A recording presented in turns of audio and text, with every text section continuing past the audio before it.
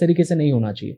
अब आपके भी एक और मैं एक टॉपिक से फ्लिप कर रहा हूँ, आपने जैसे इस्लाम को लाया, देखिए मेरे भी कई दोस्त हैं, हमारे जो व्यूअर्स बैठे हैं उनके भी कई दोस्त हैं।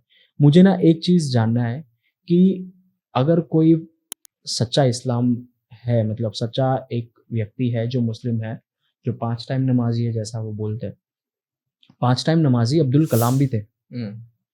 5 टाइम नमाज़ी एक आर्कियोलॉजिस्ट है, जी जी के जी, हाँ करके, हाँ। हाँ, वो भी है। लेकिन वो हमारे राम को मानते हैं, एपीजे अब्दुल कलाम। हम्म। आप एक चीज़ क्लियर कीजिए, आज के मुसलमान को कैसा मुसलमान बनना चाहिए? एपीजे अब्दुल कलाम जैसा, हम्म। या जो दूसरे तरीके से जो इतने इश्यूज हो रहे हैं जो कर रहा दिक्कत है? ये है ना सागर भाई कि एपीजे अब्दुल कलाम को मुसलमान ही मुसलमान नहीं मानते थे। दिक्कत ये है कि जो हिंदुत्व की बात करते हैं या प्रभु श्री रामचंद्र जी हमारे वंशज, हम उनके वंशज हैं, उनके रक्त से जुड़े हुए हैं, वे उन्हें इस्लाम नहीं मानते हैं। आप जो कह रहे हैं कि 5 वक्त का नमाज पढ़ते हैं, तो वो अपने धर्म का पालन कर रहे हैं, उन्हें जो सिखाया गया वो उसका पालन कर रहे हैं। और जो व्यक्ति 5 वक्त का नमाज पढ़ रहा है वो मूर्ति पूजकों से घृणा ही करेगा।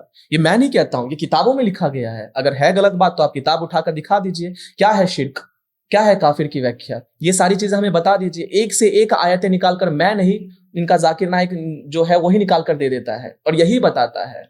अगर उसने ही स्पष्ट रूप से कहा है कि अगर आप किसी काफिर को पाओ, जहां उसे पाओ उसे कत्ल कर दो। ये मेरे शब्द नहीं है, ये एज इट इज शब्द जाकिर नाइक के, नहीं तो कल को मेरे ऊपर फतवा निकाल दिया जाएगा। 5 वक्त के नमाज में आप क्या बताना चाहते हो कि इस दुनिया में, इस पूरे संसार में पूजने लायक केवल ही एक ही उनके पैगंबर या एक ही उनके अल्लाह है।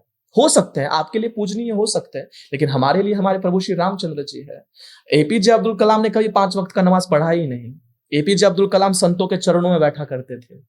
एपीजे अब्दुल कलाम के लिए भगवत गीता एक आदर्श स्त्रोत्र था, श्रद्धा स्त्रोत्र था। जो असली मुसलमान है वो जानता है कि उनके वंशज कौन थे। जाहिर सी बात है कि जो सही मायनों में है, यहाँ के लोग भारत करके खास करके, वो अधिक एग्रेसिव होते हुए नजर आते हैं। और जो एकदम सॉफ्ट काइंडेड हार्टेड लगते हैं, वो भी मुझे कहीं ना कहीं एक ढोंग लगता है।